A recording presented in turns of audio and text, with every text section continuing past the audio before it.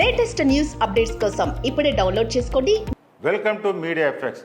Young and talented hero Karthik గారు నటించిన బజే వాయువేగం ఈ శుక్రవారం థియేటర్స్లోకి వచ్చి మంచి బజ్ సృష్టించింది. ట్రైలర్లోనే మేకర్స్ మంచి యాక్షన్ థ్రిల్లింగ్స్ ప్రామిస్ చేయగా సినిమా కూడా అంచనాలను అందుకుంది. కథానాయకుడు యాక్షన్ సీన్స్, ఎమోషనల్ మూమెంట్స్ చుట్టూ తిరుగుతుంది. కార్తికేయ తన పాత్రలో మెరిపించాడు. అతని యాక్షన్ సీన్స్లో డైనమిక్ ప్రెజెన్స్ అద్భుతం. ఐశ్వర్య మీనన్ డీసెంట్ నటన చూపిస్తుంది. రాహుల్ టైసన్ తన పాత్రకు న్యాయం చేస్తాడు. సీనియర్ నటుడు తనికెల భరణి ఎమోషనల్గా మెప్పిస్తారు. రవిశంకర్ విలన్ పాత్రలో అదరకొట్టేశారు. శరత్ లోహితస్వా కూడా మంచి ప్రదర్శన ఇచ్చారు. మిగతా తారాగణం తమ పాత్రలకు న్యాయం చేశారు. స్క్రీన్ ప్లే ఎంగేజింగ్గా ఉంది.